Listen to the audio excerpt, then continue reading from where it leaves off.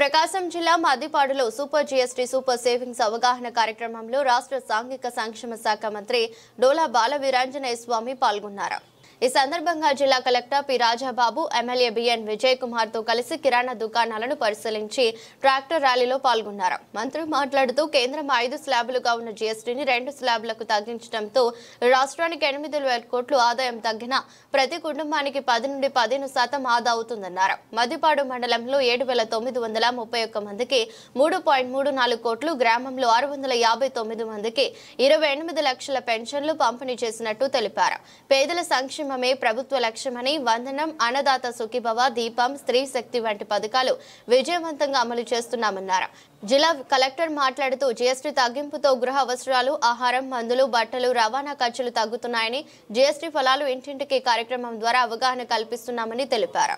జీఎస్టీని తగ్గించడం వల్ల 2 స్లాబులు చేయడం వల్ల మన రాష్ట్రంలో ప్రజలకి సంవత్సరానికి 8,000 కోట్ల రూపాయల ఆదాయం కలిగే పరిస్థితి వస్తూ ఉంది.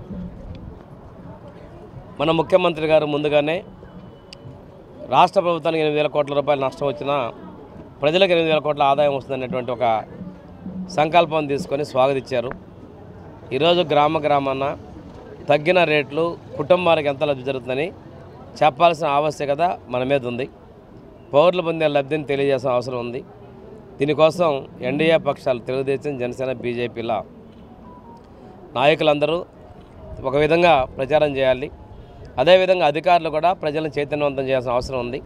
ఈరోజు మద్దిపాడు గ్రామంలో ఈ కార్యక్రమానికి శాసనసభ్యులు విజయ్ కుమార్ గారితో పాటు కలెక్టర్ రాజాబాబు గారు మేము ముగ్గురం పార్టిసిపేట్ చేయడం జరిగింది. పబ్లిక్తో పాటు వ్యాపారుల దగ్గర నుంచి కూడా మంచి రెస్పాన్స్ వచ్చింది. వాళ్ళతో పాటు సలహాలు కూడా ఇవ్వడం జరిగింది. ఏదైతే కొత్త దానివల్ల ప్రజలకు కొంచెం లబ్ధి తెలియజేస్తూ బోర్డులు పెట్టమన్నారు. ఆ విధంగా చర్యలు తీసుకుంటామని చెప్పేసి కలెక్టర్ గారు కూడా తెలియజేయడం జరిగింది. ఈ విధానం అనేది ప్రజలకు మేలు జరుగుతూ ఉంది. అదేవిధంగా 1వ తారీఖు పేదల సేవల కార్యక్రమం రోజే ఈ పేదల సేవలు ఈ కార్యక్రమాన్ని కూడా చేయించడం చాలా మంచి ఆలోచన. ఎప్పటిలాగానే పెన్షన్ మేము రాష్ట్రంలో ఇబ్బందులు ఉన్నప్పటికీ 2,700 కోట్ల రూపాయలు ప్రతి నెల 1వ తారీఖు పంపిణీ చేయబోతా ఉన్నాం. ఈ సందర్భంగా పేదలందరూ కూడా ప్రతి వ్యక్తి కూడా మంచి చేసే ప్రభుత్వాన్ని ఆదరించాలని కోరుకుంటూ సెలవు తీసుకున్నాం.